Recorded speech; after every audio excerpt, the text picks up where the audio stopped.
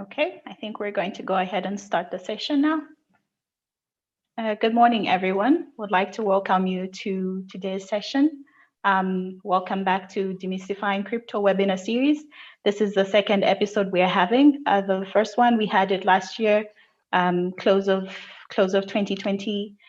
This is the first one we are having this year, and we are glad to be joined by three good people, three people who will help us understand the legal environment when it comes to cryptocurrencies in Zambia. We are joined by Dr. Leonard Kalinde, who is the former General Counsel of Bank of Zambia, and he's now a party with Equitas legal practitioner. And then we have Madam Diana Sichone, who is the Commission Secretary and Director for Enforcement and Legal Services at the Securities and Exchange Commission. We also have Mr. Gilbert Chama, who's a partner and co-founder of Abigail and Chama Advocates. He's also a certified blockchain expert. I am your moderator for today. My name is Pumulo Karen Sifuniso. I am from Yellow Card Financial Services, Zambia. The floor will now be taken up by Mr. Gilbert Chama, who will walk us through introduction to cryptocurrencies, blockchain, and Bitcoin.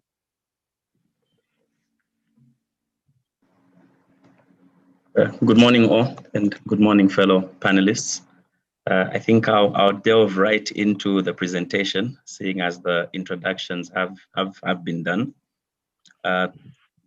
This introduction will essentially just introduce us to a few concepts that you will come across when dealing with the subject of cryptocurrency. And we'll look at different definitions of the terms that we'll be using in this presentation, have a brief discussion on how cryptocurrencies work, look at similarities between cryptocurrencies and money, physical money as we know it, as well as have a look at what potential risks arise from cryptocurrency, as well as the benefits. So in terms of the starting point, I thought the best starting point would be to start by looking at what cryptography is. So if you look at the concept of blockchain technology and cryptocurrencies, it's essentially founded on cryptography. And perhaps at its most basic, one could say that this is the science of transforming information into a secure format. It's essentially something that we also refer to as encryption. And at its most basic, you could think of it in terms of certain acronyms of things that we have. For example, if you write BRB, essentially it's as if you're encrypting B right back, for example. But when you look at cryptography in the context that we're looking at it, it's a much more complex concept. But that is generally the idea. Having looked at cryptography, we need to look at what blockchain is. So essentially, blockchain is a system of recording information which uses cryptography or encryption.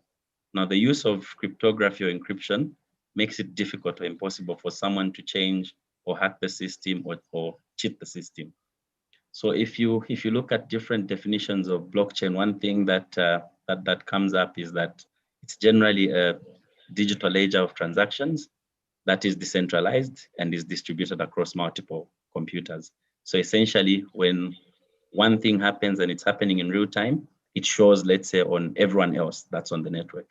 So it makes it harder for another party to, for example, go into the network and change what the first party had indicated. In terms of cryptocurrency, we could get to the next slide. Thank you. In terms of cryptocurrency, as the name suggests, obviously crypto suggesting that it's cryptography, and currency, of course, suggesting that it has certain connotations of money.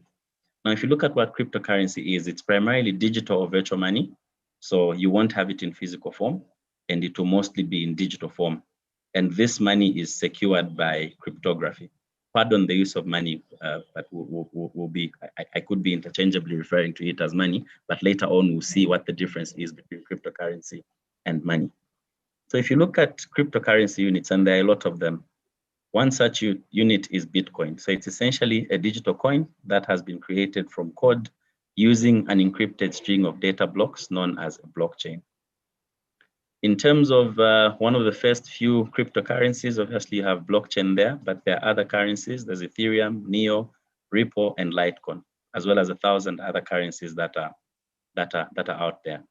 Now, the purpose of these currencies or digital assets is to act as a medium of exchange, meaning you can use them to exchange for goods or services, similar to how you use physical money. What then is Bitcoin?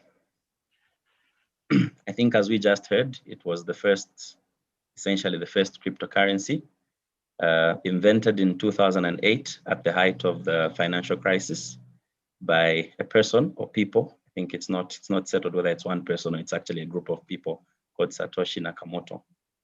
The idea behind Bitcoin was essentially to get around some of the challenges that the financial system presents. So, for example, if you have to transfer money from, let's say, Zambia to the US, you need to go to your bank, you need to give them, for example, a transmission. They would have done their know your customer requirements on you. The bank in the US would have also done its know your customer requirements. There will be certain fees that are paid. Beyond that, it will take maybe a week or perhaps less in modern times to do those transfers. So for some people, those challenges required an entrepreneurial solution that led to the rise of Bitcoin, among other cryptocurrencies. And we'll see later how cryptocurrencies are better than your normal currency in terms of certain efficiencies and advantages. And essentially, those are the reasons that Bitcoin came about.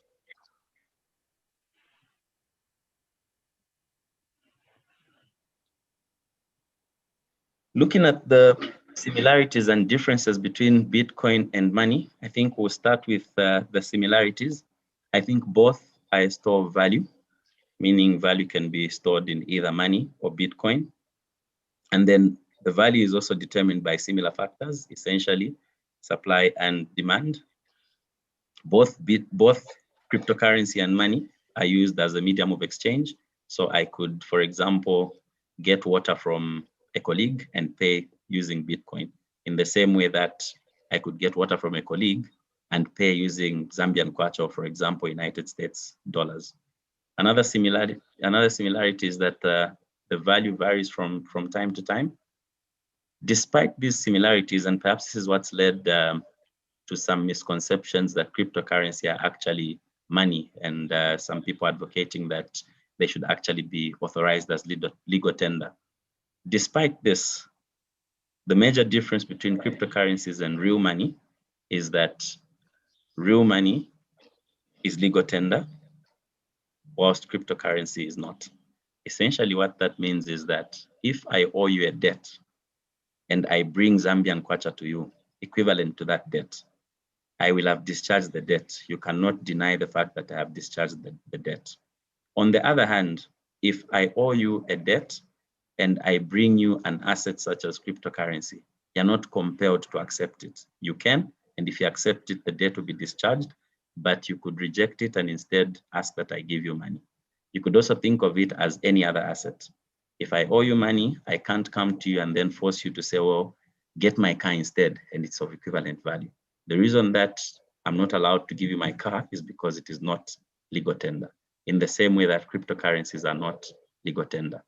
Of course, an obvious difference is that real money is physical, so you can actually touch the Zambian kwacha, you can touch the United States dollars.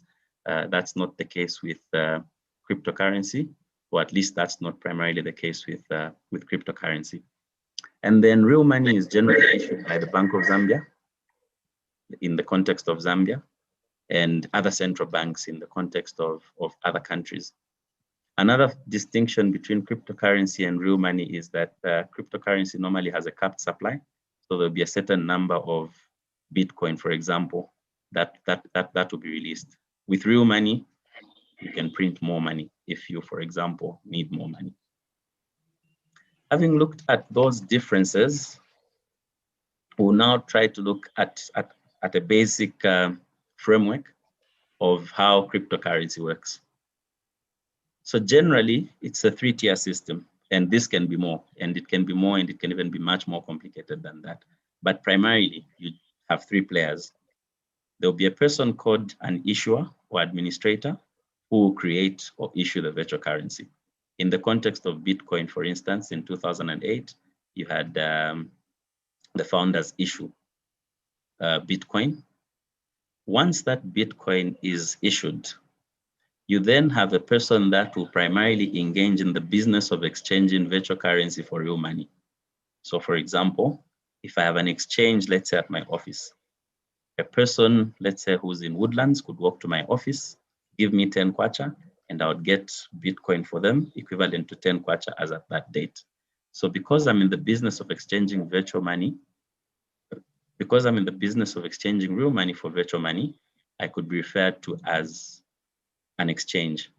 Now, the exchange can be administrator affiliated, which is essentially the person who created it also runs an exchange, or it can be non-affiliated or a wholly different third party. You then have a third person that you could call the user. Well, primarily you and me, those of us that would buy cryptocurrency. So the people that would then buy cryptocurrency or acquire cryptocurrency will use it to purchase real or virtual goods.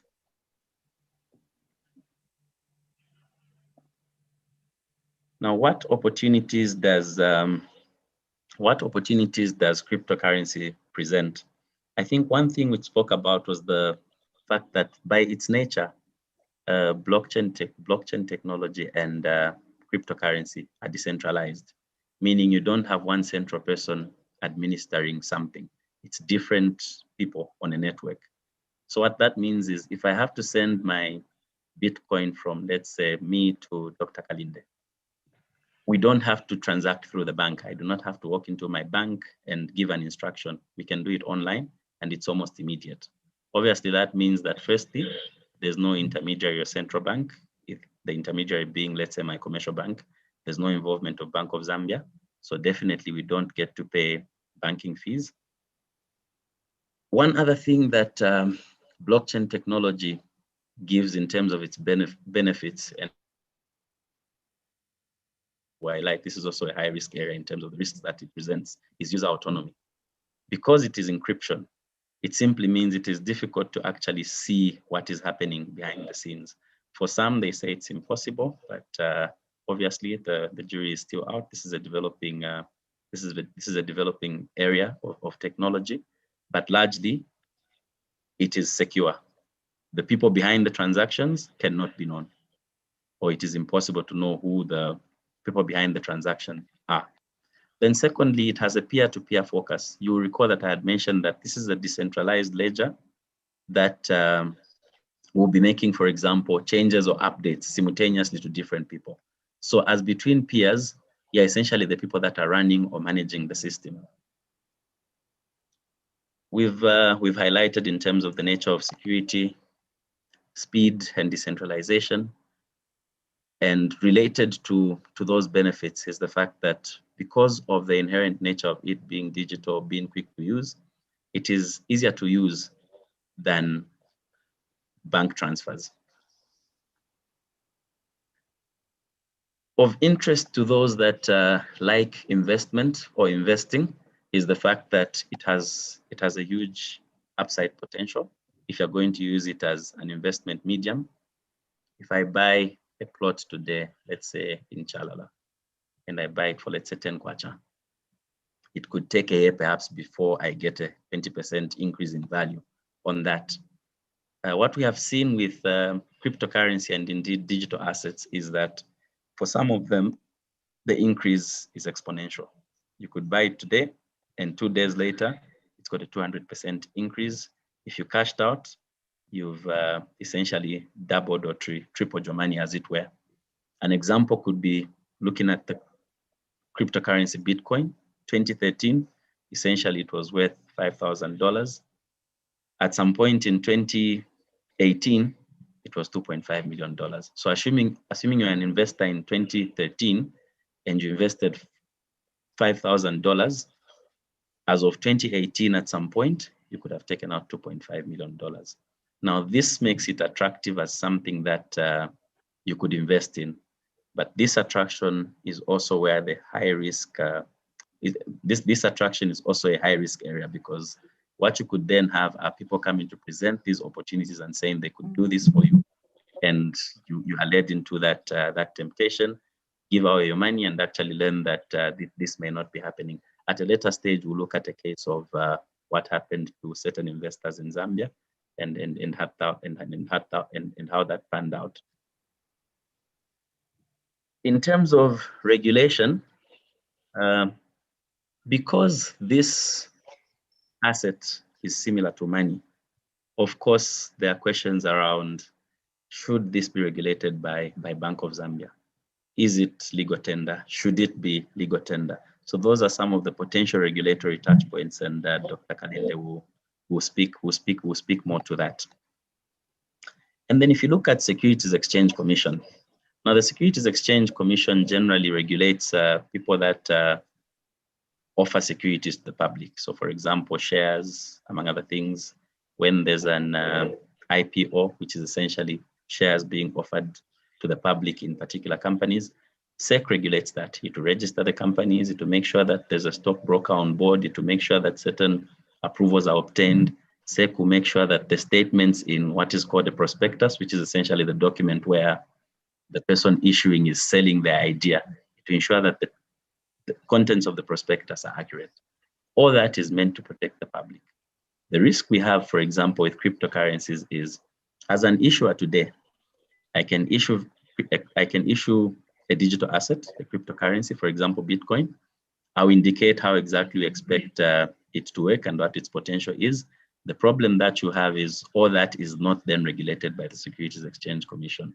So there could be falsehoods in there, which could potentially affect investors adversely. Diana will speak more on Securities Exchange Commission and how they look at the concept of cryptocurrencies. The other regulator that we cannot forget about is the Zambia Information and Communication Technology Authority. So essentially ZICTA in Zambia. Now this regulates electronic transactions, and if you look at the laws that they've passed, they do talk about certain things that are meant to protect consumers. So if you're going to deal in this space, those are things that we need to be alive to. Another regulator of interest is the Financial Intelligence Center. I think a lot of us are familiar with the Trends report, which sort of tries to track illicit inflows and outflows of finances. Now, because cryptocurrency is anonymous, or the blockchain technology on which it rests is anonymous, this can be a tool for criminals and what you could call some bad people to use to either finance terrorism, commit financial crimes, or undertake money laundering. Of course, law enforcement agencies are also a potential regulatory touch point. So Zambia Police, Drug Enforcement Commission, and Anti-Corruption Commission. So essentially, if crimes are committed either using cryptocurrency or digital assets, Zambia Police, DEC, and Anti-Corruption Commission will have jurisdiction over such matters. Now we'll look a bit more into what some of these regulators could do. But for now, I think we could get to hear from Mrs. Sichone from the Securities Exchange Commission in terms of how they look at cryptocurrency and the crypto space in Zambia. Thanks. Thank you very much, Gilbert, for that introduction. As he has mentioned, we're going to listen to Madame Sichone, who's going to give us the legal position from the Securities and Exchange Commission's perspective. Over to you, Madam. Thank you, Pumulo. Like Gilbert has said, I'm not an expert in cryptography like him, but I'm going to tell you what the legal position of crypto assets is from the Securities and Exchange Commission's perspective. So a good starting point is to look at what the global regulatory approach was a few years ago. So I'll start with January. I'll take you back to 2018, which is like 3 years ago now.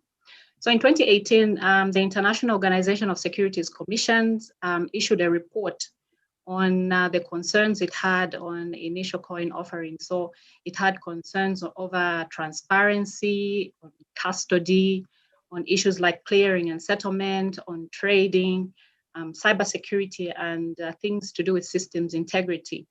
Later on, 2 months later, in March 2018, the G20 ministers of finance and the central bank governors issued a statement. So this statement was to the effect that crypto assets don't pose a material risk to financial stability. However, they raised issues on consumer and investor protection, market integrity, tax evasion, as well as the risks that Mr. Chama has just spoken about on money laundering and terrorist financing. And then in addition, the G20 ministers, as well as the central bank governors, mentioned to the fact that international standard setting bodies such as IOSCO that I mentioned should continue monitoring these crypto assets as well as their risks. Later on in that same year, in October, the Financial Action Task Force, which is the standard setting body for AML issues, it updated the standards to include jurisdiction over virtual assets. So virtual assets, including cryptocurrencies, crypto assets, and virtual asset service providers. So it requires countries to mitigate the risks of virtual service providers and subject them to some form of licensing or monitoring and enforce sanctions where they're not compliant with the AML and CFT requirements. So in terms of the global approach, how did countries react to the introduction of these crypto assets, cryptocurrencies? The approach was sort of fourfold. The first approach was an outright ban. There are some countries that outrightly banned crypto assets or cryptocurrencies into their countries. Other countries stated that crypto assets were not applicable in their jurisdictions because there were no existing frameworks which defined crypto assets as financial instruments or securities. The third category, which was the majority of the jurisdictions, stated that the product applied under existing rules if it was considered as a financial instrument or a security. So this was the majority of the countries, and that is what they took as a guiding point. The fourth category was where the countries would then apply the new product under new or revised legislative or regulatory framework. So they had to tailor their frameworks to fit this digital innovation and development. And therefore, if you look at it from the securities perspective, if the crypto asset is then subject to regulatory oversight, having looked at the way the different countries have reacted to it, then the core objectives of securities regulation, they apply together with the basic principles.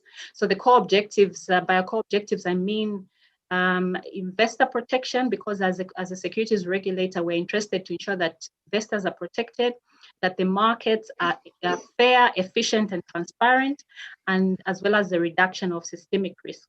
The relevant principles are effective price discovery, appropriate transparency, market integrity, fair market access. So can move the slide, Pumulo. So in terms of the SEC response, we issued a statement in February of 2018. So a lot of things happened in 2018. So in February, on the 13th of February, the Commission issued a statement where it was acknowledged that there was a rise in popularity of this blockchain technology and digital crypto assets and the benefits of blockchain technology. For instance, it was acknowledged that blockchain technology is positively disruptive, it's transformative, it's efficiency enhancing. But then we needed to look at the characteristics of features as well as the use of the crypto asset as a financial security. So the SEC will have to determine what the features of that asset is and be able to advise if it's a security and therefore should it be subject to its jurisdiction. the SEC will therefore look at each asset on a case-by-case basis. So we are not going to look at it from a blanket perspective that as long as it's a crypto asset or a cryptocurrency, then we have to regulate it. No, we have to look at each one on a case-to-case basis. The statement also highlighted the risks which were associated with crypto asset trading. We informed the public that crypto assets and similar products, they're highly unregulated. So that poses additional risk also because of the borderless nature of the transaction. So they are open to and susceptible to fraud and other undesirable occurrences. Then finally, the statement gave a warning to investors to exercise caution. So the warning was threefold. First of all, the warning was to persons that are operating these platforms that are trading the crypto assets. So when you're operating a platform and it fits the definition of an exchange, a securities exchange, then you're subject to our regulatory oversight. And the warning is that you shouldn't breach the provisions of the Securities Act, which require every person that is operating an exchange to have that exchange licensed. So that was the first warning. The second warning was for people to deal carefully with so-called self-proclaimed crypto asset educators or advisors, because their credibility and the accuracy of their advice is unverified. So people need to be careful and to do their own due diligence and make sure that the information that they're looking at can be corrected and verified. And then thirdly, it was just a general warning to investors that are trading in crypto assets that because of the volatile and quick developmental nature of crypto assets, it evolves very quickly. Investors needed to be very, very careful. What needs to be borne in mind is that the Securities Act is technology neutral. So it doesn't really focus on the type of asset that this is a crypto asset, but rather on whether it fits the description of a security. And under the Securities Act, there's a provision that enables the Commission to determine an asset or an asset class as a security if it's so determined. So that is the regulatory reaction from the Commission. So where the Commission then determines that this asset is subject to its regulation, the crypto asset is subject to its regulation, having made that determination. The Commission will now look at the core objectives that I mentioned earlier. How do we protect investors in the market? How do we ensure that the markets are fair, efficient, and transparent? How can we reduce systemic risk? There are so many things that we look at. For instance, we look at access. Who can access the trading platforms? What are the onboarding considerations? Are there KYC and money laundering risks being considered? What about product suitability assessment? Is it done, especially for retail investors? In ordinary securities, what happens is that you have a broker who does an assessment and makes sure that a product that is being offered to an investor is suitable for that investor. For instance, you cannot give a very risky product to a person who is maybe someone who is almost retiring. So that is a product suitability. Is it done? What about risk disclosure? Are risks disclosed to investors? The second aspect is safeguarding of assets. Who controls the private key for these assets? Is it hot or cold storage? Okay, so what I mean by that is it traded on the internet or off the internet? Is there a risk of the platform holding the asset? For instance, is it susceptible to cyber attacks, theft, or loss? Are there commingling of assets belonging to the owners of the platform, as well as the assets of the investors? What about the record keeping? Is it accurate? Okay, so all these issues we look at to ensure that we protect investors. Is there a conflict of interest? What about independence of service provision? Because usually these platforms, they provide end-to-end services from the admitting the investors, the trading, the settlement, the custody, the advisory, the whole range of products. So there's no independence in service provision, and therefore it can bring about conflicts of interest. When you look at market integrity, does the platform have trading rules? What are the rules? What policies and procedures are available for that platform? How are they monitored and enforced? Is there a risk of fraud and manipulation or market misconduct? Is there an unfair or inefficient market? When you look at price discovery, what about the pre or post trading information? Is this information available to participants? How liquid is the crypto asset? Is it able to be sold and bought very, very, very quickly? Or once you hold it, then you can't be able to sell it? Where the crypto asset trades on multiple platforms and in different jurisdictions, are there effective arbitrage mechanisms to align the pricing between these platforms? Then when you look at technology, how resilient is this technology? Is it reliable and secure? Is the technology adequate, and are there procedures that could increase the risk of loss, for instance? If there's a failure of technology which could result in an inaccessibility of assets, so the technology fails and you fail to access your products, would there be a business continuity plan? Is stress testing done on that system? Are there experts that are able to assure the resilience of this technology, or it's just the platform owners alone who tell you that it's resilient? So there are so many internal controls that have to be looked into. What about where there are security breaches and system exploitations, especially for hot storage, like I said, of these wallets?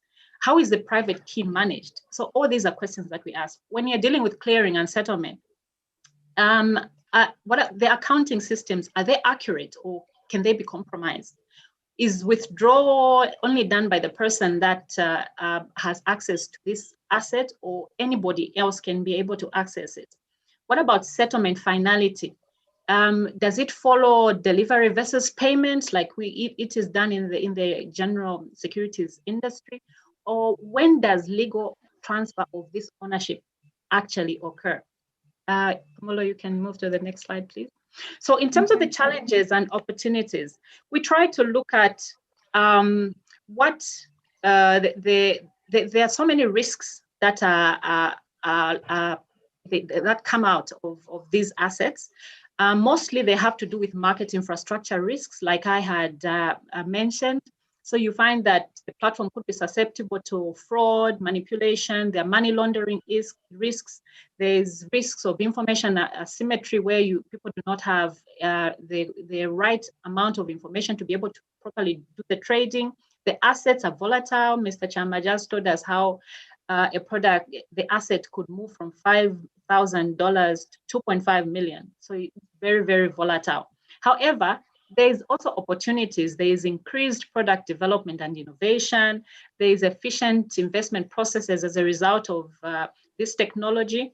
There is expedient settlement. I can just give an example. Just last month, on the 19th of January, 2021, there was a transfer of $615 million just for $3. So they spent $3 to transfer 615 million of this Bitcoin. So it can show you how much opportunity is there, the low transaction costs that come with this product. So as far as the commission is concerned, we still require people to be cautious. People need to be cautious. Even if we want to acknowledge that innovation is important, but this should be balanced with the appropriate level of regulatory oversight. The commission is concerned with investor protection and how the risks of trading are managed. And then also the markets should be fair, efficient, and transparent. Investor education is also key. So platforms such as this one, where we are able to speak to the public and be able to educate them about the risks and opportunities of crypto assets and other products, are very important, because then people will be able to know the basics and risks of these cryptos, and then they'll be able to make informed decisions on whether or not they can go ahead and invest. And therefore, alerts and warnings will continue coming from the commission. I thank you. Thank you very much for that detailed presentation, Madam Sichone. We shall move on to Dr. Kalinde. I'll just ask all the attendees that all the questions should be posted in the Q&A section, and then once this presentation is done, our presenters will be able to attend to all the questions that are posted. Thank you very much. Over to you, Dr. Kalinde. Thank you very much, Karen. And also let me thank my colleagues Gilbert and Diana for a splendid presentation they have done. So they've made my job very easy. That's the benefit of being the last person to speak. We can move to the next slide.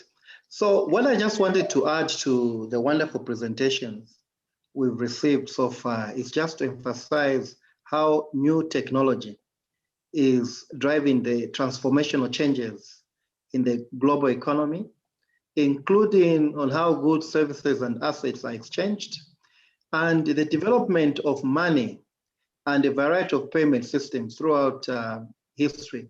They have shaped how exchange of goods is done in a more secure and efficient manner. So we see opportunities again as we look at this issue of blockchain technology and indeed cryptocurrency.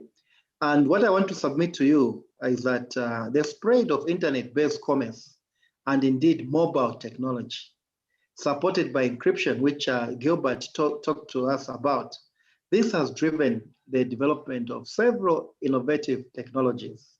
And one of the important innovation we are seeing is this emergence of cryptocurrencies we're talking about today.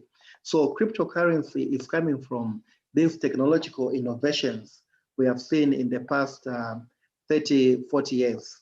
So in summary, colleagues, cryptocurrency question or challenge the paradigm of state-supported fiat currency. Fiat currency, this is the money that central banks issue, like the kwacha, the dollar, the rand, and all. So cryptocurrency basically has come to challenge that paradigm. And it's also challenging the dominant role of central banks. Is the central bank in future going to be the only entity that will issue currency, or it will be replaced by other players in the market? Our colleagues, also the role that banks and financial institutions play in the financial system is being disrupted. So cryptocurrency is an example of disruptive technology. And I had prepared for you some definitions here, which I won't go into because Gilbert did a very good job to introduce the concepts to us. The only thing I want to highlight is that several questions have arisen considering the role that cryptocurrency plays as money. Does cryptocurrency satisfy the legal definition of money? And does it fulfill all the economic roles of money? And I want to spend my time on this issue because the economic roles of money, as you may know, is that money is store of value. Money is a medium of exchange, and money is a unit of account. Now, does cryptocurrency meet this criteria? So when we look at the way cryptocurrencies perform, and indeed Gilbert and Diana have shown us some of the challenges there, our conclusion is that cryptocurrencies fall short of the legal concept of currency or money. While there is no general accepted definition of currency, but the following features may be noted. One, the legal concept of currency is associated with the power of the sovereign, that is the government, that establishes a legal framework which allows for the central issuance of banknotes and coins. So when you're talking about currency, there has to be a government body or institution that is responsible for issuing that. And there'll be a law that will now provide for the details and the processes, how that currency will be issued. Also, currency refers to the unit of account and the medium of exchange, dominated by reference to that unit prescribed by law. So the law will tell you what money is. So when you're talking about currency, you need to look at the legal framework of a particular country. It's going to tell you what the currency for that country is. And we see that in Zambia, the Bank of Zambia Act, in particular, Section 33, it is very clear when it says that the currency of the Republic of Zambia will only be banknotes and coins that are issued by the Bank of Zambia. There is no other authority in Zambia that has been empowered to issue banknotes and coins that can be considered to be currency. So by extension, even the concept of legal tender, it's a concept that finds its stability or backing in a legal framework. So in Zambia, the Bank of Zambia Act has defined what is the legal tender for the Republic of Zambia. And you'll see that also in other countries. The law will determine what the legal tender is. So currencies, colleagues, are given the status of legal tender under the various states' legal framework, which generally entitle the discharge of monetary obligation with the currency through its mandatory acceptance within the relevant framework. So like Gilbert was saying, you cannot force an individual to accept payment of their goods or services in anything else that you choose, except in the legal tender of the Republic. And that individual who's demanding payment from you cannot refuse to accept payment from you if you give them the legal tender of the country. So the law would define what is the legal tender that will be used for settling of financial obligations. And this legal tender, the receiver cannot refuse, say, no, don't give me kwacha. I just want to receive dollars. That is illegal. And this is something that we may talk about on another time, in another topic, when we talk about the concept of dollarization, how some businesses in Zambia are not insisting to be paid in dollars. That is illegal. But so the legal tender, that is the tool that can be used to discharge obligation, has to be defined by the state. So moving on, the legal concept of money is also based on the power of the state to regulate the monetary system. So for instance, in Zambia, the Bank of Zambia has been given mandate under the Bank of Zambia Act, and indeed under the Banking and Financial Systems Act, to regulate the monetary system and financial system in Zambia. As a legal matter, the concept of money is broader and includes not only banknotes and coins, but also certain types of assets and instruments that can be converted into banknotes and coins. What are these? I'm talking about your deposits. Your deposits in a commercial bank, that also is broadly money, okay? And so cryptocurrencies at present do not completely fulfill these three economic roles associated with money. There's issues of high price volatility, and Gilbert did a good job to walk us through that. So this high price volatility limits the ability to save as a reliable store of value, okay? Sometimes you'll find that Bitcoin will crash. It will really go down. Then sometimes it goes up. So because of that, it becomes very difficult to use it as a store of value. But of course, the other types of cryptocurrencies, which are more stable than Bitcoin, but for now, Bitcoin is notorious for being highly volatile. Cryptocurrencies also, colleagues, do not, because they are not issued by the state, so their liabilities do not fall on the state. If you look at any banknote, it will have the words which state, I promise to pay the bearer on demand, meaning that that note or coin has got the full backing of the state. But with cryptocurrency, it has got no backing of the state. So the liabilities do not fall on the state. So these are liabilities that may fall on individuals, private individuals, that is if they accept, but they may also not fall on private individuals. So this is the risk that we are seeing with cryptocurrency. The parties need to accept that they will take that cryptocurrency as a medium of exchange. Without that acceptance, cryptocurrency is as useless as the paper or as the instrument it's written on. So also the prices of cryptocurrencies, you find that because of this volatility, it is difficult to hedge against cryptocurrencies. You see, when you're talking about fiat currency, like the kwacha or the rand and all, you can take out a derivative, which is a hedging instrument, to remove the risk from your currency and protect it from depreciations. But with cryptocurrencies, you can't do that. You can't hedge against the risk of volatility, okay? And then also, this is very important, which most people do not realize, and Gilbert mentioned this in his presentation. There is only a limited supply of cryptocurrency. Bitcoin, for instance, it has got a limited supply that has been earmarked to be issued. There is nothing more that will be issued beyond the threshold that they have set. But you see, with fiat currency or legal tender, there is no limit on how much kwachas can be issued. Hence, bringing in the issue of printing money, the issue of inflation. In fact, I must state here that this is what has made cryptocurrency very attractive as an instrument of investment. Because it's of limited supply, you can be assured that you won't run the risk of inflation hitting your cryptocurrency, because there is no, they have set the limit of how much cryptocurrency they are going to issue, but there is no limit set on how much kwacha we can issue. So relatively, you'll find that there is the number and volume of transaction of cryptocurrency still remains small. It is gaining in popularity, but the numbers are still small. The current total market of cryptocurrency is about 7 billion. But when you look at the US dollars in circulation, they're about 1.4 trillion. And then when you include what is known as the broad money, or that is deposits, money supply, you find that the US dollar sits at 12 trillion. So when you compare that to the cryptocurrency in circulation, it's actually small at the moment. Because of that, the central banks have come to the conclusion that cryptocurrencies do not pose a risk to financial stability as at now. But in the future, we don't know what will happen.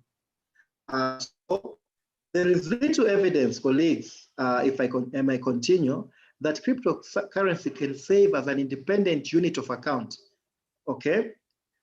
Because these limitations in terms of measuring the value of goods and services, in cryptocurrency, but you find that there's a translation of cryptocurrency to fiat currency. That is the legal tender of the country, okay? So cryptocurrency, if you want to buy something with cryptocurrency, at some point, that cryptocurrency will need to be converted into what it means in real money or in the legal tender of the country, okay? So those are the challenges. Next slide, Karen.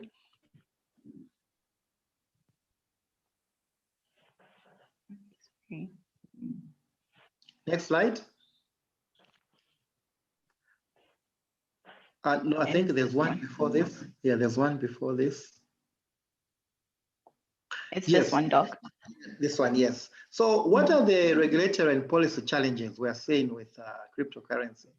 The main one, no, the next slide, sorry, Karen. Yeah, this one.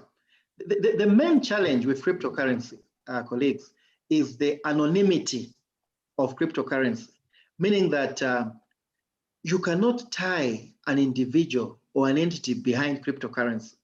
So because of this, it is able to have cross-border reach.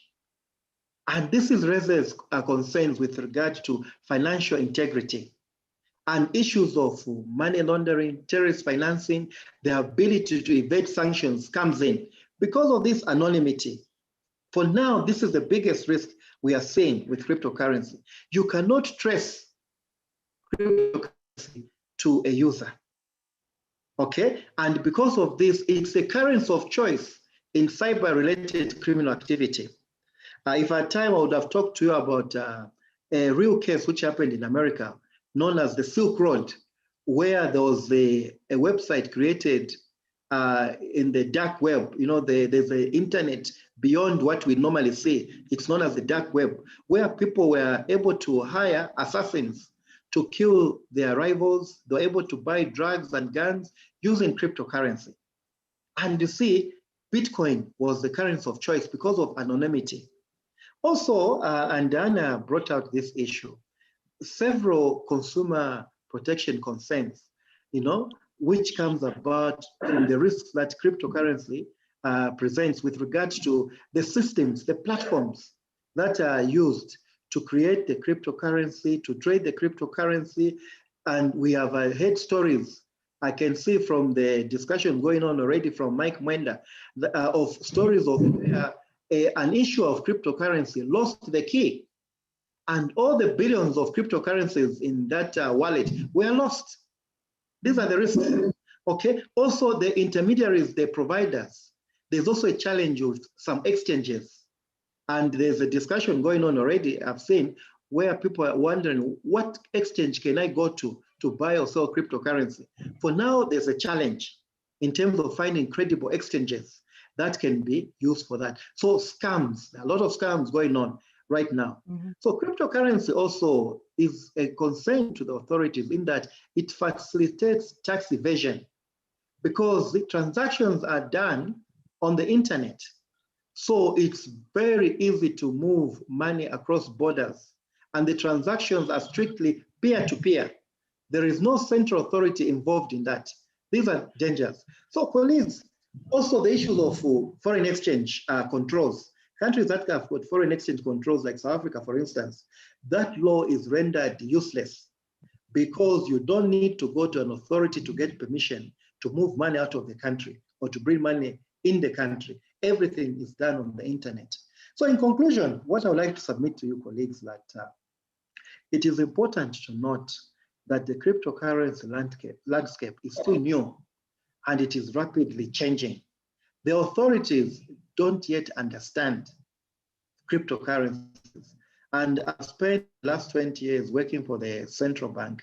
I can assure you that I've had discussions with central banks from the Western world, from the Eastern world, from Africa, from all over. We don't yet understand cryptocurrencies. And some of our colleagues, they have reacted by banning them. But some of us, like Zambia, for instance, has adopted a watch and see approach. So it is not possible for now to predict the future direction and the importance of these evolving technologies.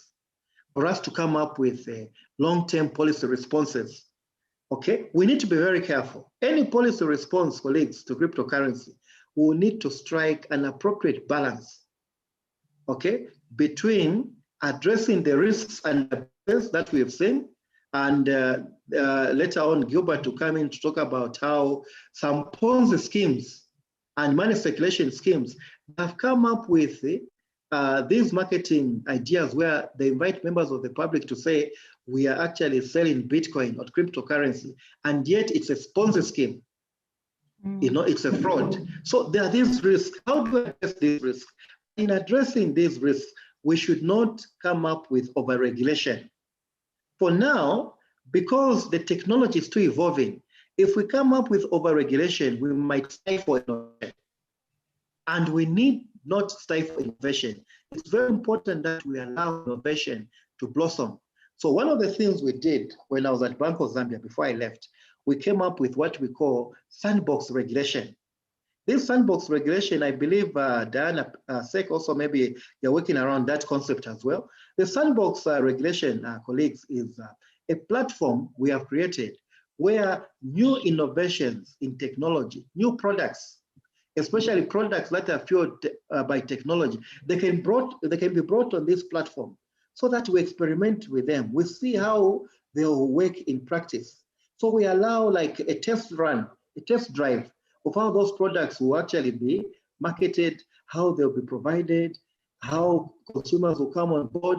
Only when we are sure that all the risks have been attended to that product, that's when now it can come into the main framework in terms of regulation. So sandbox regulation, colleagues, is very important to allow new innovations, especially those fueled by technology, to be given a chance to thrive, to be given a chance to develop.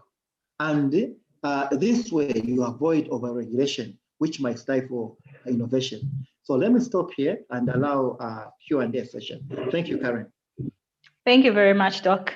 Very detailed, very informative. Thank you so much. We're going to have some recommendations from Mr. Gilbert. He's going to take the floor once again. Mr. Gilbert, over to you, sir. Thank you. I think we've generally heard more about how cryptocurrency is looked at from the Bank of Zambia perspective, as well as the Securities and Exchange Commission perspective. Now, these things that we've talking about of risks of fraud, among other things, these are real risks. And it so happened that obviously there are certain people that formed a company in 2008 called Heritage Coin Resources. What they'll do is go about inviting people to say, we can get money from you, we invest it in cryptocurrency. These are the returns. For example, you could make 100% profit in 2 weeks, for example.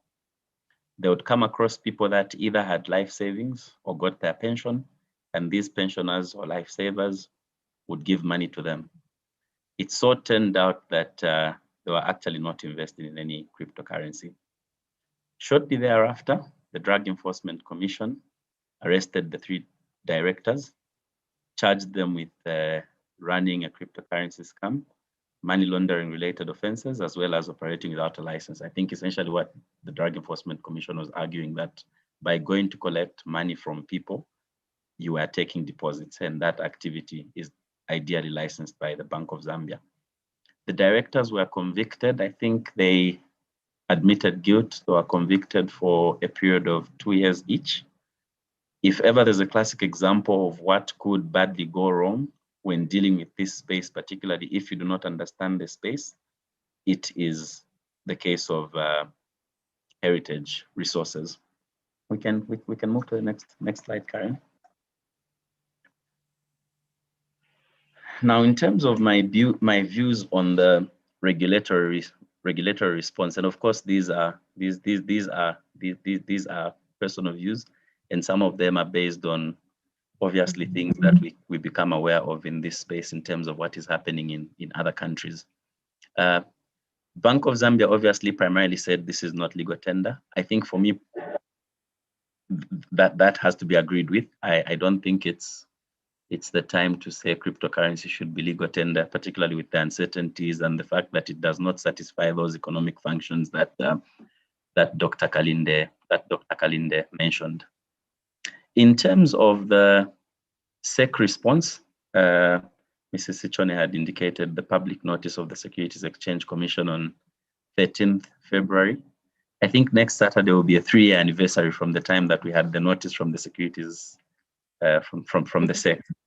Now, my view on the response that they gave then, I think at the time it was commendable because things were happening in real time.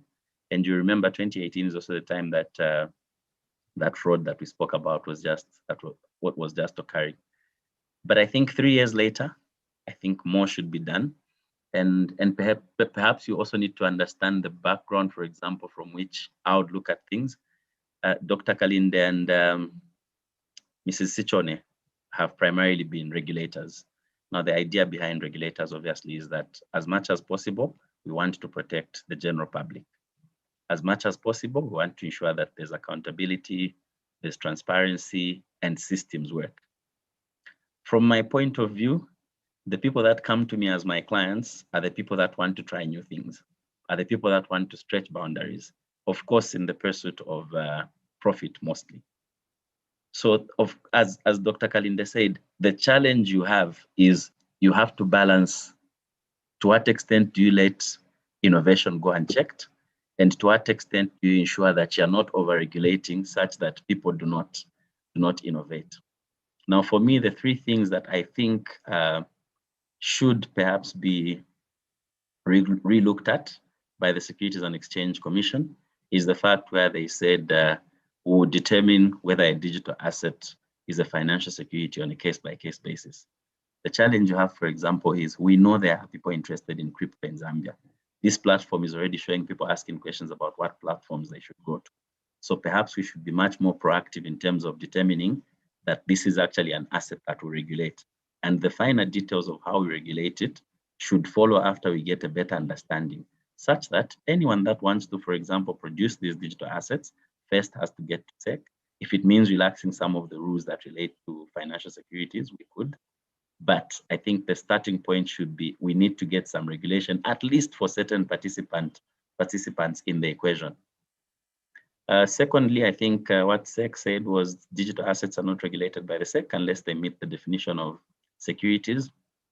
Now, if you look at the definition of securities in the Securities Act, it's complex. So for a layperson to understand what exactly securities are and whether what they are doing amounts to a security, I think it would be helpful for SEC to actually set out what the parameters are. And my own personal view is that perhaps we need to bring crypto or digital assets into the ambit of securities, particularly those that have features that are similar to financial securities for reasons that I'll give shortly. The last thing that SEC said was that operators of systems and platforms in Zambia should ensure that they do not breach the Securities Act. Now, obviously, there are firstly questions of is it a trading and settlement platform that you operate?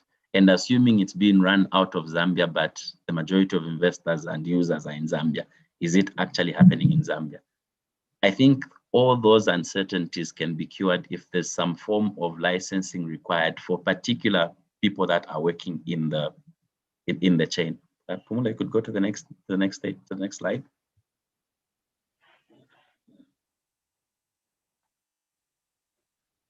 An example that that could be given away from home is something called the Mt. Gox scandal. Essentially, cryptocurrency worth 450 million, sorry, that was meant to be $450 million, was allegedly stolen from an exchange. And I think at the time, almost a third of all Bitcoin was being channeled through this exchange. What effectively happened there was the company came up and disclosed that certain cryptocurrencies had been lost, and shortly thereafter declared bankruptcy. So essentially, even assuming you went to them to claim, I gave you 10 million kwacha and you got Bitcoin from me, pay me back, you could not, because they had no money, they were bankrupt. So meaning the loss would have to lie on the person who had invested. The fallout from that resulted essentially in Japan enacting what's called the Payment Services Act. Now, this act then regulates exchanges. You remember the 3-tier participants that we spoke of. There's a person who's issuing the crypto, who's called the issuer. Then there's a person who's now interacting with the public, getting their money and getting crypto for them. That's ideally the exchange. What Japan did was to regulate that participant, because that person is the one collecting resources, and to try and protect the public, register that participant. It went further to then subject crypto transactions to money laundering regulations. Obviously, there are challenges with that because inherently, you don't see the people behind the transactions. Other than that, a system was introduced to protect users. My argument is that to protect investors and consistent with SEC's theme of investor protection, I think it should be that certain participants should be regulated. Issuers, particularly of issuers of cryptocurrency, for example, who are based in Zambia, I think those should be regulated.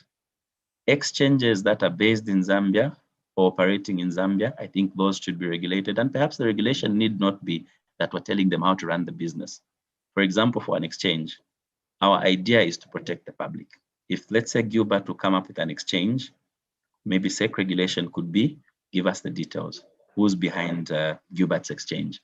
Who's behind Gilbert's exchange? At any point in time, keep a certain store of value of the amount that you're running in that exchange. So for example, if Gilbert's exchange transacts 100 million kwacha worth of Bitcoin, get insurance, let's say, for at least 50 million, or get a bond for at least 50 million. What that does is ensures that assuming this exchange fails, or for any reason, these risky transactions that occur fail, there will be recourse to that. And I think we'll be satisfying that need to protect the investors. The protection can be 100%, or it can only be a portion of it if it's too costly, and then subsequently gradually increase that increase that exposure. The challenge I find as well with the absence of clarity on whether digital currency is a security is also the fact that, as it is, I could issue digital currency or digital assets that are close enough to security and close enough to mislead members of the public to actually think it's security. And when the Securities and Exchange Commission comes to me, my argument will essentially be, this is not security, it's not regulated by you, and I'm generally not in breach of laws under the Securities and Exchange Commission. That's what's recently happened to Ripple. So if you check for news related to Ripple, I think last December, I think the US Commission essentially sued Ripple, alleging that their digital coin is a security and should be regulated by the commission, meaning they should have ensured the prospectus provided accurate forecasts. They should have put in place measures to protect investors. And Ripple's response, which only came a couple of days ago, is essentially that this is not a security, you do not regulate us. I think those challenges can be avoided, for instance, by being clear on what the parameters of securities are. And especially that these assets are similar to securities. It may be better to regulate them. Let's take a look at the people providing these assets or services, particularly those that have an interface with members of the public. Of course, if you look at regulation of users, that's almost impossible because essentially it's difficult to regulate a user as they're at the retail end of things. But we can protect them at the point that they're interacting with exchanges or administrators who are issuing cryptocurrency. Now, obviously, the SEC has been very proactive. I've also learned on this score that there's a sandbox regulation model. I think there are some countries in the north of Africa, if I'm not mistaken. Morocco must also have a similar model. I think that is to be encouraged. That would be a good place to start in terms of looking at whether these products can work. But that is more long term. The issue today, for example, is we know some of our citizens are already engaging in cryptocurrencies. What are we doing to protect them? And I think some of the submissions that have been made beforehand essentially try and provide some level of comfort and protection to our citizens. Unlike Securities Exchange Commission, Zambia Revenue Authority, I do not know of any regulatory statements on cryptocurrency by Zambia Revenue Authority. So if there are any panelists or attendees that know information other than what I know, please feel free to share it, and we can maybe digest and discuss that. The reason ZRA becomes an issue is, remember, today I've invested $5,000. I give it to an exchange. Bitcoin goes up. Tomorrow I go back and I take out 2.5 million kwacha. The question is that income? Should I pay tax? The uncertainties of whether taxation is payable and where it is payable. Do I pay in the country where that cryptocurrency was issued, or do I pay it here because I live here on the basis of the residence principle of taxation? Those uncertainties make it difficult for people that are undertaking Bitcoin to determine their tax liability. So for example, I could be trading in Bitcoin or engaging in investing in Bitcoin, get wealthy, put my $1 billion at the bank, and the next thing I see is ZRA garnishing my account, because essentially they're saying you should have paid tax when you made this income, and because you did not pay tax, we are getting our taxes, and we're also getting penalties and interest, which can be a huge thing. So I think there's need for certainty on liability. And I think if we have certainty on liability, you would also get people more interested in trying to innovate in that space and actively participate in that space, knowing fully well what taxes are payable when you undertake transactions using cryptocurrency. Now, this is not a tough ask for ZRA. For the longest time, particularly in Zambia, there was withholding tax on rent. It had to take a sustained educational awareness campaign by ZRA for people to know, for example, that once you're paying rent, you need to then withhold some money and pay it over to ZRA. And that has increased tax revenues. Similarly, I think certainty needs to be had with respect to cryptocurrency. Is it taxable? And if it's going to be taxable, how are those taxes paid? That would also boost our revenues, which we all know we are in need of. Lastly, the Financial Intelligence Center has published an article. I think you can find this on their website. So it talks about virtual assets and virtual asset service providers from a Zambian perspective. It also has a good summary of what has happened on the global stage. So it looks at what's happened globally, what's happened in Africa, what's happened in our neighboring countries, and what's happened in Zambia. Most of the detail with respect particularly to the global AML CFT, which I'll explain shortly in terms of what it stands for. Most of the detail in terms of that and how it should be applied here was ably highlighted by Mrs. Sichone, so I'll not go into detail. That article recommends the inclusion of virtual asset platforms and service providers into national. So A is essentially anti-money laundering, that's AML, and countering financing terrorism, CFT. So essentially it's things related to avoiding money laundering, financial crimes, and financing of terrorism. Now, there are regional or there are international bodies that essentially deal with such matters. And those international bodies have recommended that what local countries should do is ensure that when defining things that should ensure compliance with money laundering principles, ensure that countries start urging virtual assets or virtual asset service providers, so that those people are also subject to the checks that apply to persons that are traditionally engaged in industries that are covered by anti-money laundering legislation. I think that is all from my end. I'll hand back to Karen. Thank you very much, Gilbert. I want to thank all three panelists for the detailed presentations. I think we've learned so much. I work for an exchange, so I think there's so much that we're getting from all ends, and we'll bring forward what we have and see how best we could work together for the benefit of us as well as a business, as well as Zambia as a whole, and the users that we have who are locally based.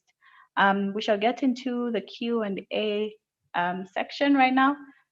So we'll just scroll through some of these questions that we have. We have one which is directed to Mr. Chama. It says, good morning, Mr. Chama. My question to you is that how do consumers / investors protect their interest when dealing with cryptocurrency, since it's very prone to fraud or deception? My view is that you can't protect yourself entirely. I think what you have to do is learn as much as possible about certain products, and particularly that if you are, for example, going to invest at the point of what's called an initial coin offering, where someone is offering the cryptocurrency for the first time, and they're saying what beautiful things they will do, and the potential value in that, you need to read as much as possible. And unfortunately, this information is on the internet, so it's difficult for you to know whether the source that's providing that information is credible. But then again, there are obviously exchanges like Yellow Card. We can see they've given us some details of where their website is. We can see what Pumulo looks like. We know where to find them. We've seen them provide content on this subject. Perhaps if you're going to invest, obviously one would recommend that you use an exchange such as Yellow Card, where I know there's some credibility. That sort of protects you, as opposed to using an exchange that is unknown and that may not actually be competent in the matters that you are investing in. Okay, thank you very much. Rupe here asks if you need a certificate to be an exchange. Sorry, Dr. Kalinde, you had something to add? Yes, I just wanted to add on to the answer from Gilbert. It's very critical that members of the public deal with licensed players in this market. Mm-hmm. It's very critical because a licensed exchange is subject to regulations. There are all kinds of standards that the regulator will set for them. So that is one way you protect yourself. In fact, it's the most effective way you can protect yourself, by dealing with a legitimate exchange. And this is what makes it important that these exchanges need to be licensed and regulated by one of the regulators. SEC, should it be SEC? Will it be both and all? So we need to move in that area. And in Zambia so far, I've met 2 other players who've come forward wanting to register their exchange. But currently there's no legal framework that supports that. So the regulators are still working out ways and means through which they'll be able to start registering these exchanges. And like I said, Bank of Zambia now has got sandbox regulation. So maybe through those sandbox regulation, we'll be able to start registering exchanges. And SEC also, they've got their own processes going on. But an exchange like Yellow Card is a very welcome development in Zambia to try and bring legitimacy to the market of cryptocurrency. And I know in South Africa, they've made a lot of progress in that area. And the players there, they're actually begging the central bank and their equivalent of Security and Exchange Commission to register them, because they know with that license will come credibility, legitimacy, and all. So this is something we need to start thinking of as well in Zambia, to start registering these exchanges. And this will give the members of the public confidence, because right now, there are serious scams going on out there. Other than Heritage Coin, I can tell you that the time I was with Bank of Zambia, we closed down a number of other fraudulent parties pretending to be issuing cryptocurrency. And I must on record here state that the Securities and Exchange Commission works very close with Bank of Zambia to identify these illegal schemes. And people are being ripped of their hard-earned savings every day from these fraudsters. Thank you. All right, thank you very much. I think that also covers Wupe's question, so we shall move on to Philip Zulu. It's directed to Mrs. Sichone. It says, how far has SEC gone in informing and warning the general public about cryptocurrency and the risk involved in it? As to my own experience, the traders usually tries to engage with people via social media platforms such as Twitter, Facebook, and Instagram. Thank you for that question, Philip. The first thing that you need to know is that the Commission has got various platforms that it uses in addition to issuance of public notices. Apart from the general one that I referred to for 2018 February, there is also one that we issued for an entity called Onyx, which was being offered by a company called Kwaku. So if you recall, around 2019, in August 2019, we did issue a statement warning the public. But in that statement, one of the things that we emphasized is that you have to be a smart investor. So to be a smart investor, the first thing you need to do is to ask questions, because fraudsters are counting on you not to be asking questions. But when you ask too many questions, you find that the fraudster will back off, or they'll think that you're too clever for them and they can't defraud you. So asking questions is very, very important. So do your own due diligence and do independent research on that investment product being offered to you. So don't be in a hurry to invest. The second thing you need to do is that you need to verify that this intermediary who is coming to you asking for your money is regulated or licensed by one of the 3 financial sector regulators. So you have to ask if that person is a dealer, for instance. Is the person licensed as a dealer under the Securities Act? Are they an investment advisor? So it doesn't matter that the person is known by you socially. So it could be your friend. So don't trust people just because you know them, but you need to be smart and find out whether or not you can deal with them. Because it's to protect your hard-earned money. The third thing you need to do is to conduct research. So I spoke about due diligence. You don't be in a hurry to invest. Conduct research on the product before you invest. So you have to assess the level of risk that is associated with that product and the expected returns. Sometimes when the returns are too good to be true, they probably are too good to be true. So you need to be very careful and become a smart investor. But then in terms of the procedure for licensing, I think there was a question on the procedure. The Securities Act has got clear procedures on what an exchange, a platform that is offering as an exchange, a securities exchange, is expected to do. So the law is very clear. If you need to find out from us, you can contact us you can come to the Commission or check the website. It has got a lot of information. So that's seczambia.org.zm. There's a lot of information there. You can contact us, the contact details on our website, and also information of how you can be licensed. So it's important that you go through that procedure. Dr. Kalinde had mentioned that we also have come up with some sandbox guidelines. These were finalized late last year in around December. So if you need to test your product, you are welcome to come to the commission. We look at that product in that sandbox setup. So we are able to assess the risks. And once we are happy with the product after testing it in that environment, then we can be able to release it for the public use.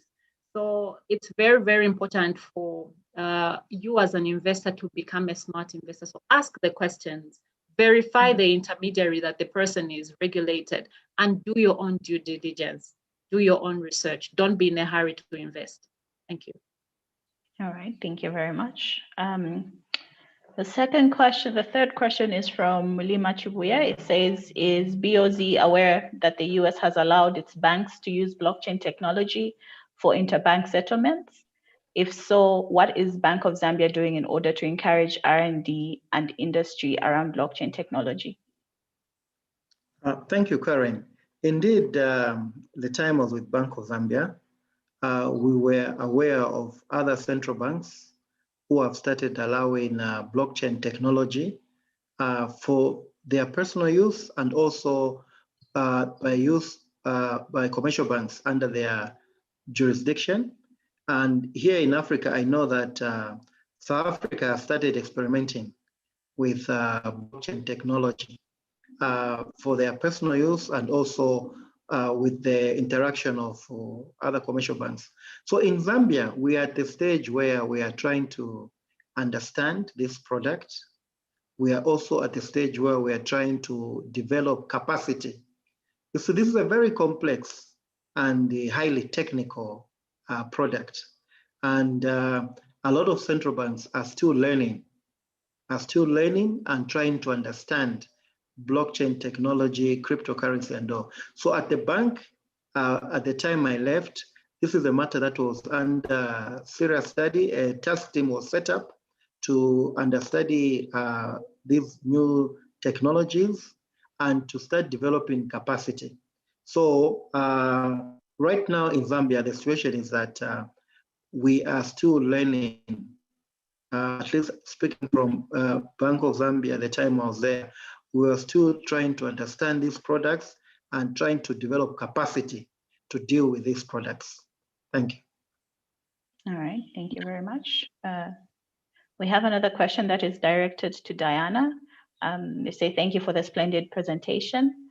My question is, what advice do you have for exchange startup fintech like Yellow Card who are trying to provide a service in this field? Is SEC willing to register or license cryptocurrency exchange in Zambia if their trading platform fits the SEC definition of asset? Okay, so I think I sort of answered this question a few minutes ago when I said that we now have sandbox regulations, guidelines. So that regulatory framework is enabling, and for issues like what you've just mentioned, all you need to do is to approach the commission, and then we'll look at your application and be able to assess it in that regulatory framework. So for exchanges like Yellow Card, you're most welcome to come and approach us at the commission so that we guide you on how you can best fit into the regulatory framework. And at the end of the day, what we're interested in is to ensure that investors out there, their interests are protected. Maybe just to also mention that I think the previous question was looking at the aspect of social media, that a lot of information is on social media. We also are on social media as the commission. And actually, we were running a chat room for a number of weeks in which various information, including on cryptocurrencies and crypto assets, there was a session particularly on this subject. And then the cycle just came to an end, but we'll be starting a new cycle soon. So you can come and look at our Facebook page and our website for updates on when the next cycle will start running. So information is very important for investors and the general public to gather. So just look out for that information. So we are also on social media, and even the warnings that I was referring to, you find a lot of warnings on the same social media platform, the various social media platforms. Thank you. Okay, thank you very much. We have another question from Chibuye. It says, Bose and SEC, Zambia now holds gold in its reserves. I understand that gold has certain laws and regulations around it. Basically, gold is convertible to currency, legal tender. Is it possible that we could have laws that place certain crypto assets into categories such as securities or legal tender? Maybe I'll go first. Basically, this is the whole idea of trying to understand what these cryptocurrencies are and trying to understand blockchain. Only when we've understood the products, the risks that they present, and of course the benefits, can we begin now to come up with regulation around them. So the whole idea of studying cryptocurrencies, blockchain technology, so how can we now regulate these products to make sure that they add value to members of the public.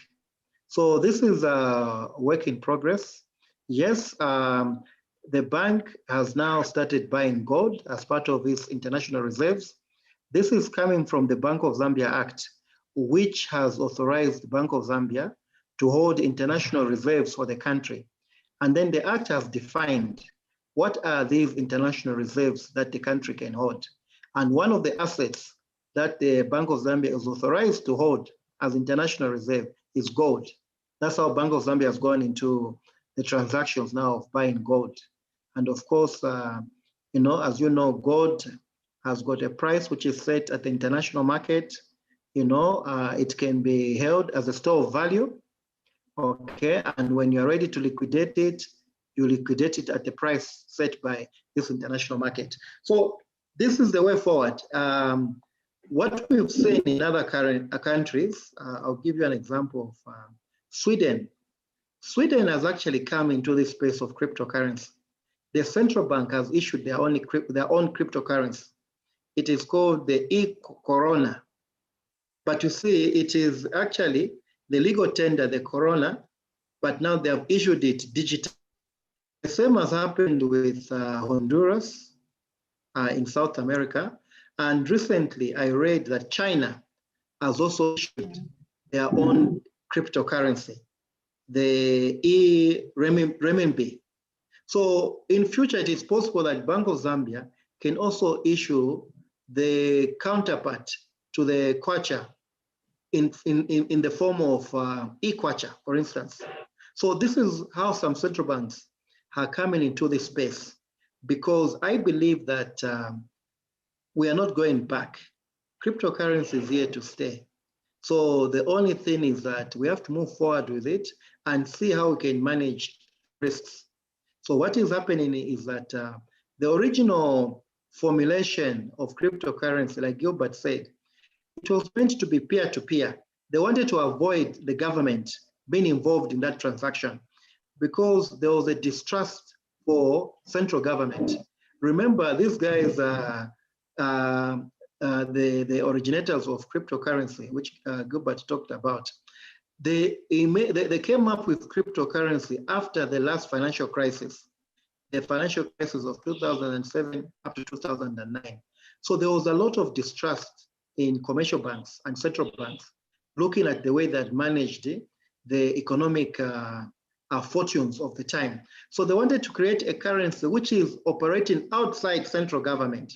That is the original concept of cryptocurrency. It's supposed to be peer-to-peer, meaning from one party to another party, and you avoid the government completely. But the government is also cashing in. They are stepping into that space also. And Sweden has gone ahead and issued their own version of e-Corona. And China, I read last month that they have also done that, and they want to delink from using the dollar as the international currency for trade. So these are innovations taking place. Thank you, Doc. I think for as far as the Securities and Exchange Commission is concerned, maybe a very good starting point is to realize that in the financial services sector in Zambia, we have 3 regulators. So we have the Securities and Exchange Commission, the central bank, where Dr. Kalinde was coming from, and the Pensions and Insurance Authority.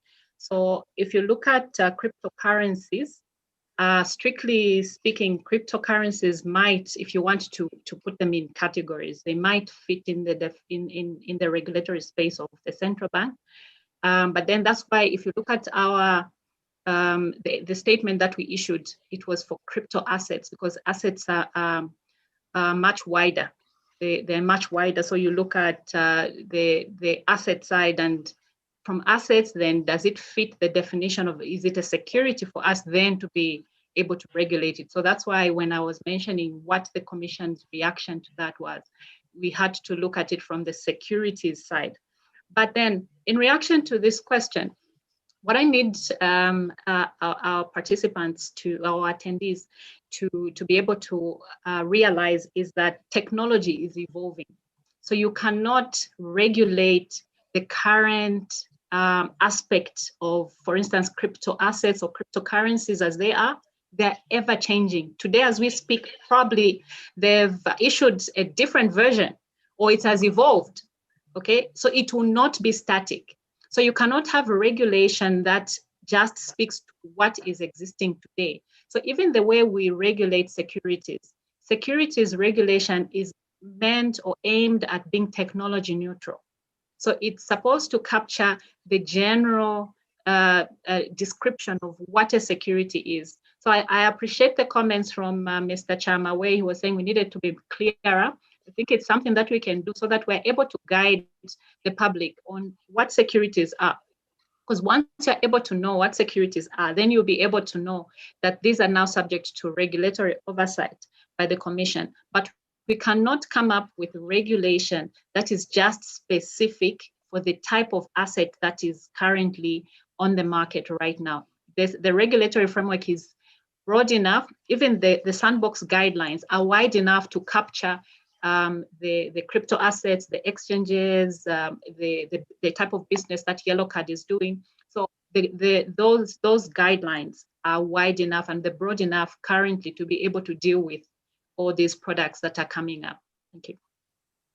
Thank you very much. Okay, we have an interesting question here from Mr. Zulu, Mr. Philip Zulu. It says, Dr. Kalinde, with regards to the definition of money, as you have mentioned, that the Republic only puts recognition to banknotes and coins, does it imply that the state or regulatory bodies lack jurisdiction in instances where a person brings an action against a non-associate who engages in such a transaction? Yes, indeed, Karen, this is a very interesting question. And before I answer it, I want to refer to you to a statement that Bank of Zambia issued on 15th October 2018. The Bank of Zambia in that statement declared that cryptocurrencies are not legal tender. So this is the position from Bank of Zambia. Cryptocurrencies are not legal tender in Zambia. And it warned members of the public that they should be very careful as they deal with these cryptocurrencies that have become so popular. And they told members of the public that they have no one to tend to or blame in the event of market failure. So the short answer to your question is that you're on your own. If you deal in cryptocurrency and the deal has gone wrong, the Bank of Zambia will not help you. You're on your own, because we still don't understand ourselves, or the bank at the time was there, they still don't fully understand cryptocurrencies. So they're still trying to understand cryptocurrencies and how they can best regulate it. So like Gilbert was saying and Dana was saying, you are actually on what is known in law as buyer beware. Buyer be aware, be careful when you are dealing with this product right now. And perhaps this is now makes it very urgent for people like Yellow Card to really come on board and create platforms that are legitimate. So that is the short response I can give you, Mr. Zo. All right, thank you very much. There's a question here that is directed to Bank of Zambia. I will read it. How do I go about getting more information or inquiring about the sandbox regulations BOZ has introduced? Which department Okay. at BOS can I write to? Okay. You can check the website for Bank of Zambia, but in particular, you can see the department known as Banking, Currency, and Payment Systems Department. Our colleagues in that department are the ones who are directly responsible for these sandbox regulations and the innovations that they are trying to bring on board through that platform. So those are the people who can assist you. Okay, thank you very much. Gilbert, I'll direct this question to you. What advantages do stablecoins over BTC? What advantages do stablecoins have over BTC? And do they meet the economic requirements money has? You're muted, Gilbert. Sorry, just repeat the question. I was What trying to filter advantages? it through, but I can't see it. Okay, I'll read it. What advantages do stablecoins have over Bitcoin? And what do they and do they meet the economic requirements money has? I think they may meet some of the requirements, but not all of the economic requirements. I think Dr. Kalinde had set out certain things that money does that Bitcoin does not, particularly things like high volatility, which makes it a bit difficult for it to be a reliable store of value as compared to currency that is backed by a state. So I think maybe the point we need to get to is, if we need to get to see cryptocurrencies being treated as legal tender, to what extent can they satisfy a lot of those requirements? Although my personal view is that it need not be legal tender, it can still be a medium of exchange. It just means you can't force someone to accept, but it can become an acceptable form of paying for services, goods, or discharging obligations.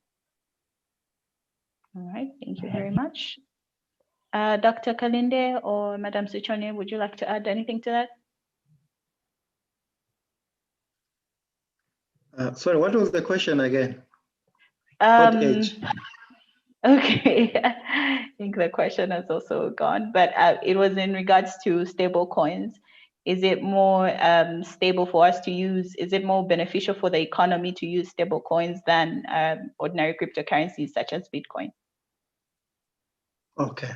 Yeah, you see, cryptocurrencies, this is a new product. This is innovation. We're not yet clear where it will end. We're not yet clear on the full ramifications of cryptocurrency. This is why a number of central banks, they issued statements informing their members of the public that they are still studying these products. Others who are more controlling, they have banned them outrightly, like Russia banned cryptocurrency, and some other countries and all. So for now, what I would say is that we need to adopt a watch and see attitude towards cryptocurrency. I personally believe that there's a lot of potential. There's a lot of potential in cryptocurrency, and it's the way for the future. It's the way for the future. So we need to allow this product to develop. We manage the risks. And one of the ways the risks have been managed is you see now a central counterparty coming to now handle transactions between the buyer and the seller, the exchanges like Yellow Card, for instance. And we see now that instead of cryptocurrencies being peer-to-peer or privately issued, some central banks, like I said, they have come in now where they're now also issuing cryptocurrencies. So the area is still developing. It's very difficult right now to predict where it's going, but the benefits are obvious. The way in which you're able to conduct transactions at low prices is very attractive. It's very attractive. And more importantly, Karen, if I may add, the technology that fuels cryptocurrency, that is blockchain, all cryptocurrencies, no matter their name, Bitcoin, Ripple, whatever, they're all fueled by blockchain technology. This blockchain technology, Karen, it's very attractive, and it's got multiple uses. It is even envisaged that the blockchain technology can be used for elections. And if I explain more how the electoral system can actually write on the blockchain technology. Even land registry, land registry at the lands and deeds, they have found practical uses of blockchain technology. So what I can say for certain, that blockchain technology is here to stay, and it has got multiple uses, and it will find practical application in many transactions or many uses and all. And the cryptocurrency, they ride on blockchain technology. That's why for me, there's no doubt that they are the wave for the future. We just need to manage the risks around them. But cryptocurrency is not going anywhere. Thank you very much, Doc, for that response. We have a question here from Mr. Mike. It says some commercial banks, including some investment banks, introduce their own cryptocurrencies for the purpose of settlements and transactions with certain financial institutions and corporations. At the moment, central banking is not interested in cryptocurrencies, but this may change in the future. Where can you find legit platforms to trade crypto? Okay, I think this one has been covered. Yeah, I think the first part, it's not true that commercial banks are issuing cryptocurrency. What they are issuing is digital currency. Digital currency is there already. These are deposits. This is electronic money. Even like your talk time, your money in your e-wallet, Airtel money, those are electronic money. So what commercial banks are dealing with are electronic money, not cryptocurrency. There's a distinction between cryptocurrency and electronic money. Electronic money is in fiat currency. So electronic money will be in kwacha, it will be in dollar, it will be in rand, and it is issued by the central authority. Okay, it's different. Yeah, so there's no commercial bank that is issuing cryptocurrency. They are dealing in what is known as electronic money. Thank you. Thank you very much. There's a comment here from Mr. Muhammad. It says Buffett believes that Bitcoin has no underlying value. As a value investor, Buffett invests in companies that are undervalued, produce stable and recurring cash flow, and have the ability to increase in book value. To Buffett, Bitcoin does not produce earnings or dividends. I think this is a quote because I think the date is included there. Yeah, maybe let me take the first bite. You see, the traditional investors like Warren Buffett, Bill Gates, and others, they have rubbished cryptocurrency. But you see, we have a new generation of people known as the millennials. Okay, Warren Buffett belongs to the old generation. The millennials, the new generation we are seeing, which has grown up with technology, they see a lot of practical uses of cryptocurrency. So I'll personally disagree with that conclusion, because I know that the future we're going into, it's a future that will be shaped by technology. And I think you can see even just the COVID situation, what it has shown us is possible. You don't need to go to the office anymore physically to attend meetings. You can have Zoom meetings. Even our children now, they're learning online. This is the future. Now it's even possible for you to shop online. In fact, for instance, in Zambia, there is a company, I don't want to advertise it here, where you can call them and order drinks or food and they'll deliver to your home. This is the future now.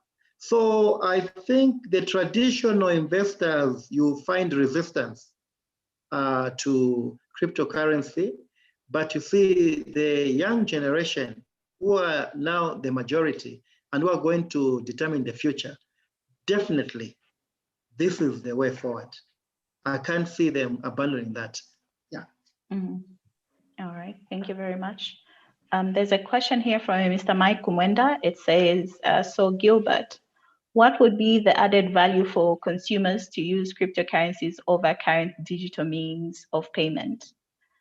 So it's a twofold question. There's another one that is directed to Dr. Kalinde and Madam Sichone. It says, how will general acceptance of cryptocurrency impact the financial sector? And if not generally accepted, what will still happen?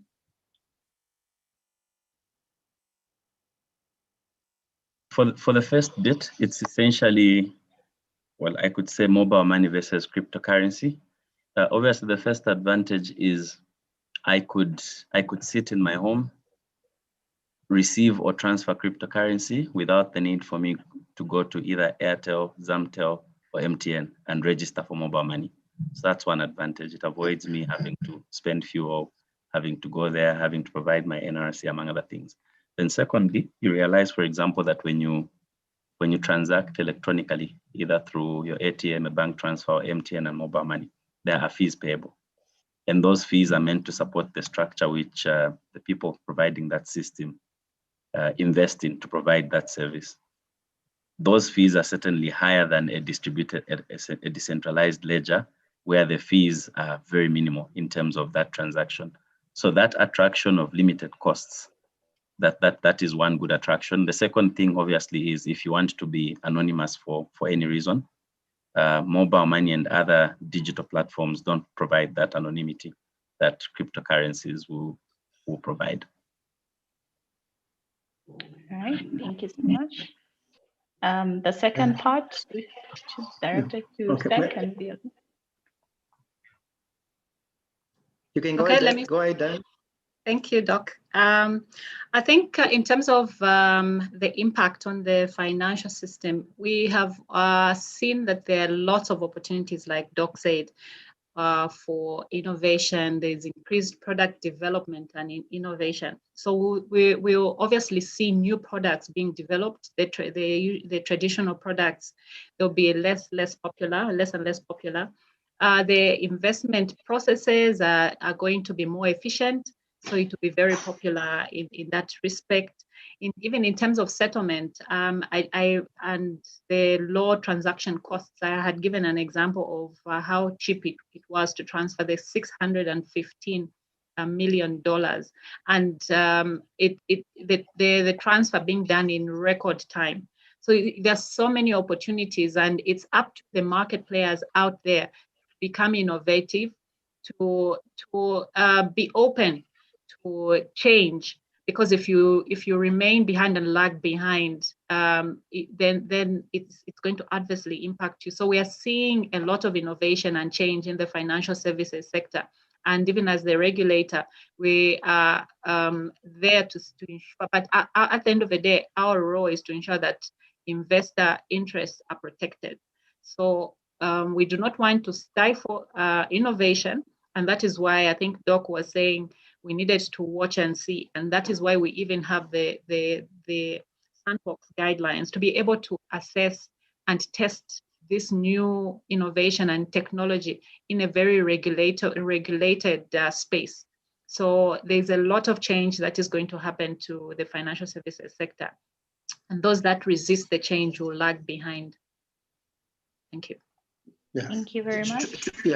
To add on, Karen, you see, cryptocurrency, as it is currently designed, being a peer-to-peer medium of exchange, it's going to disrupt central banking and commercial banks.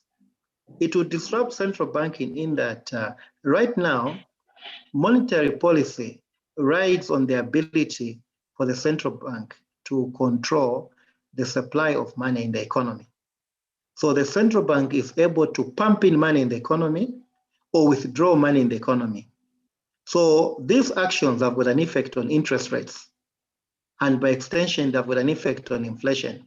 Now, when cryptocurrency becomes widely accepted, this will be now an instrument which is serving as a medium of exchange or behaving like money, which is not issued by the central bank. So the central bank will have no control on how much cryptocurrency can be in circulation or how much cryptocurrency they can withdraw. So you have legal tender here, money issued by the central bank, affecting the prices of products. And then you're also going to have cryptocurrency, on the other hand, also affecting the prices of products. And the central bank will have no control on cryptocurrency. So monetary policy is going to become blunt. This is the disruptive technology we are talking about. So this is the risk that central banks face. This is why they are coming into the space of also seeing if they can issue their own cryptocurrency and drive people away from the peer-to-peer cryptocurrency, but to the one which is centrally issued by the central bank. Commercial banks, Karen, what is going to happen is that people will have no need for banks anymore. And already that is happening. If you have internet banking, like I do, I don't remember the last time I walked into my branch. I'm able to do everything on the internet. But you see, with cryptocurrency, these people have their cryptocurrency on their phone. They have no need for the commercial bank. So they'll be able to do all their transactions peer-to-peer without the need to involve the commercial bank. So we see the profitability of commercial banks going down. Okay, the relevance of commercial banks going down. People who have no need for services from commercial banks. This is disruptive technology. What is saving us right now is that there are low volumes of cryptocurrency out there. Because of these challenges, people are trying to still understand what is this acceptability. But the more people, like the question is asking, the more widely accepted cryptocurrency becomes, then it will disrupt commercial banking and it will disrupt central banking. Financial stability, in effect, will be greatly disturbed. This is the risk for the future, not now. So because this risk has been identified, so mitigants are being put in place. Can central banks come in and play a role in this space? Thank you. All right. Thank you so much. We've had quite an interesting session, very informative. We've learned quite a lot. And I think for me as a representative of Yellow Card, there's so much that I've learned and so much that I will be reaching out to get more information on how we could, best work together with most of the regulating authorities, as well as Mr. Gilbert to give us a lot of legal advice on how we can navigate, this landscape. We've run out of time, though we still do have quite a few questions. I think what we will do is that since we have the details of most of these attendees or the participants, we'll be sending out an email where you can get more information and, in regards to Bank of Zambia, in regards to the Securities and Exchange Commission, as well as Abigail and Chama Associates and Yellow Card. So thank you very much for everyone for attending this session today. We are having more sessions in the future, and we hope that you can make them. We'll have a lot more. We have a lot more panelists who come through and give us more information on cryptocurrencies and how they're useful and some of the risks that are involved.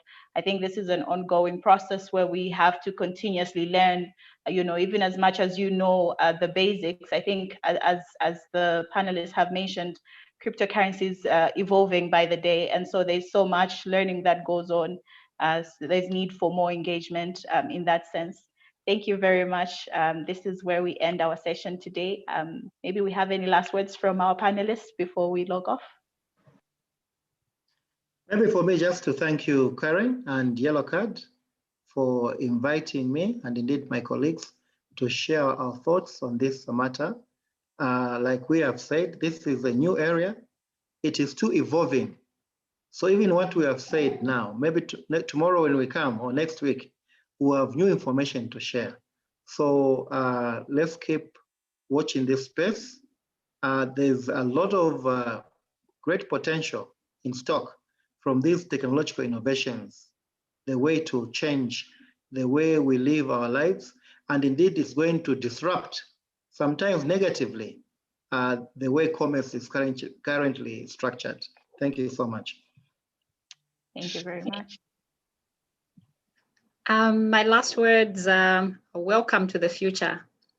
I just wanted to give a quick reaction to one of the questions, if you can allow me, Karen, where we were asked a direct question on whether or not we are for or against cryptocurrency or crypto asset as the Commission. I think it's very important for me to provide clarity that the Commission does not give value judgments on products that are provided in the securities market. So we don't say that there's these shares in this company, these are very good shares, we are in support of them, so we do not give a value judgment.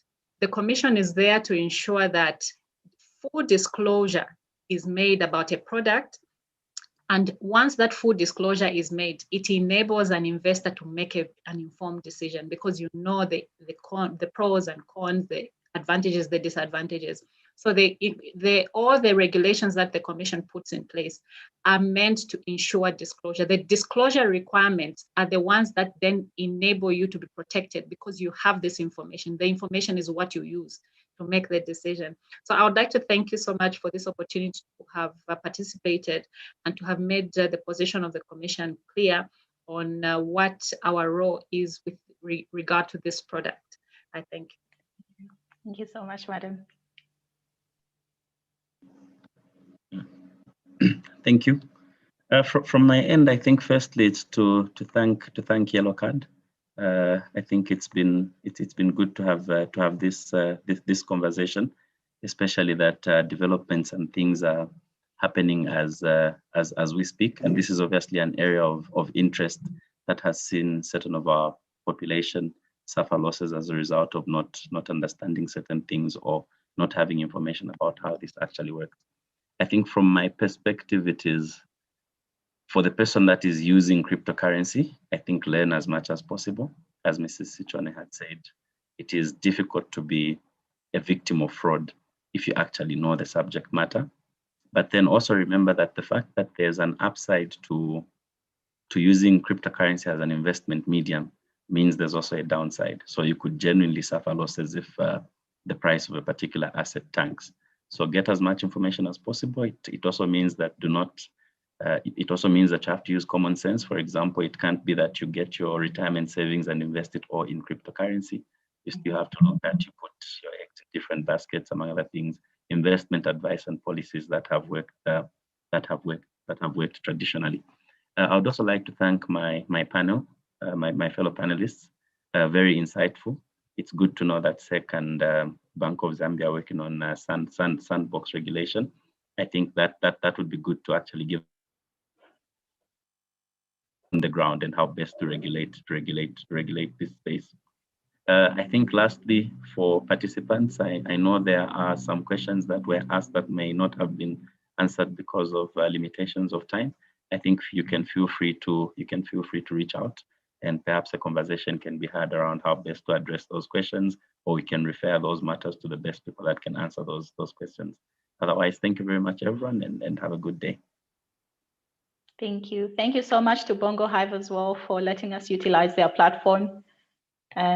We really appreciate. Thank you.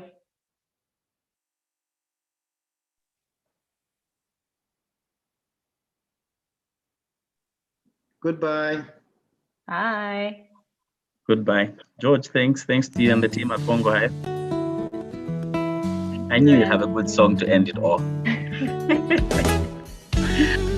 Yes. Okay, bye-bye. Enjoy your weekend. You as well.